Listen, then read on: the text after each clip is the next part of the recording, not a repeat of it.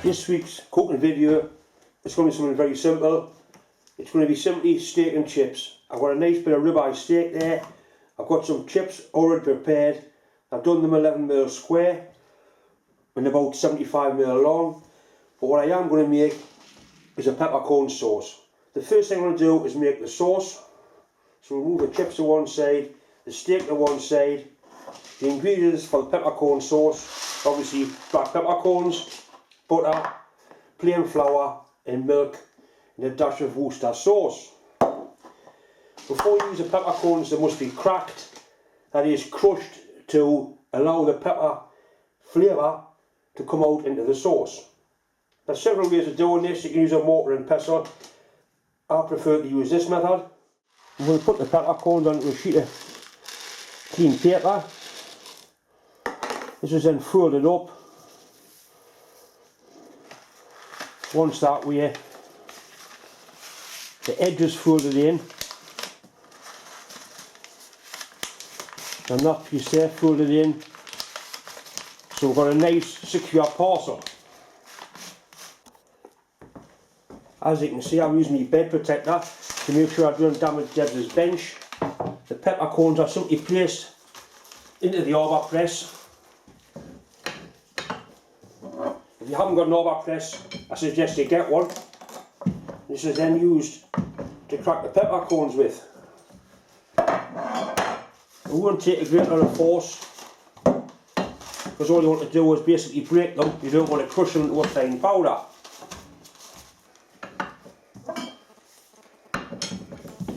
You can hear them crushing.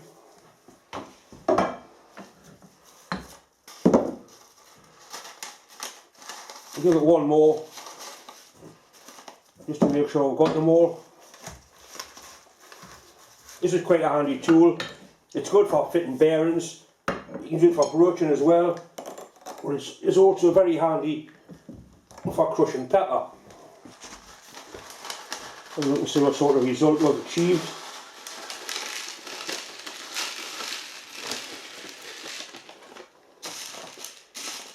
Started to crush them, but I think you need, some of them are cracked, but I think it needs a little bit more.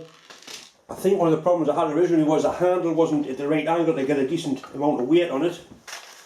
I'll put them back in again. Right, I've got some spacers here, so we can get the handle at the right angle to get maximum force on it. That looks considerably better. Right. Ideally the arbor press should be fastened to the bench, but I really think Deb would object to that. That certainly felt better.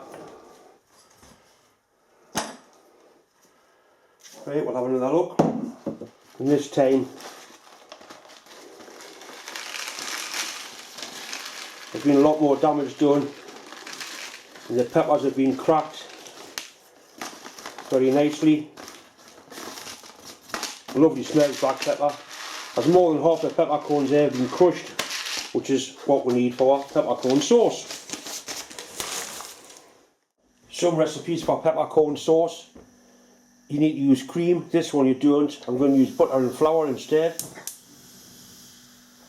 A small saucepan on a low heat. Put the butter in, melt the butter. The quantities are dependent on how much sauce you want to make. This is just for me, for my tea, so I'm not going to make a large amount of it. Be careful you melt it, but you don't want to burn it.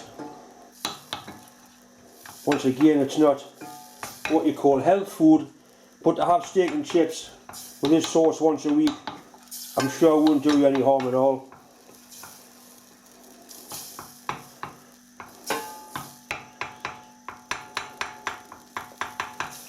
Okay, so the butter's melted into that. Add the plain flour. We need to make a paste. I think it's called a roux.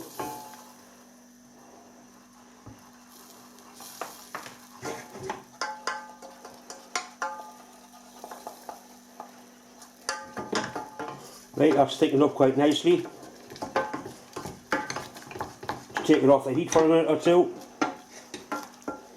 You've got to make sure that the flour is cooked before you add the milk, otherwise your sauce will taste floury and horrible.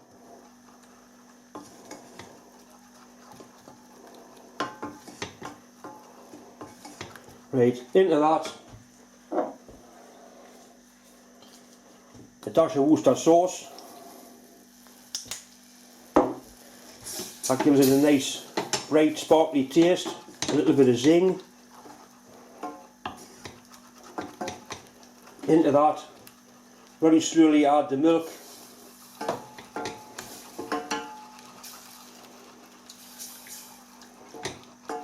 Right, that's nice and smooth, no lumps. Now it's time to put in the crushed peppercorns.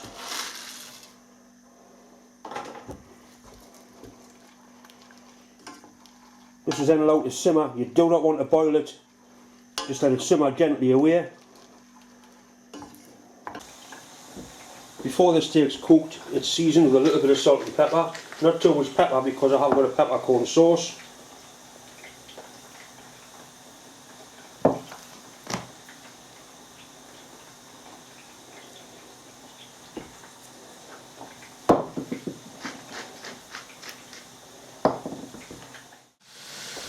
Right, the pan's nice and warm. In with the steak. I like my steaks medium rare, so it won't take long to cook. Turn it over.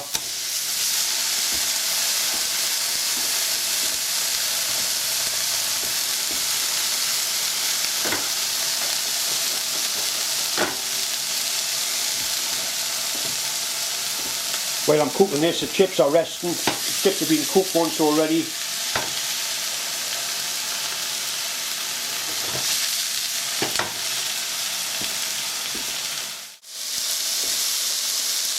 Steak's looking quite nice. Look inside it, and that's what I would call medium rare. I've turned the heat off and I'm just going to let the steak rest for a minute or so just in the pan. That's the steak, the 3 times fried chips, and now the sauce. I like my sauce nice and thick. If you want it thinner, you can add a little bit of water or some more milk.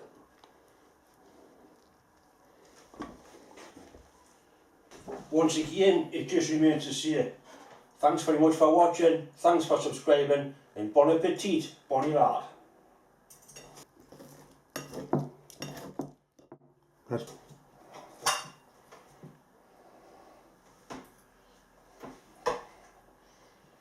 And this is absolutely melt in the mouth, superb. A nice steak, the sauce is lovely, nice and peppery, nice and creamy. The chips are perfect.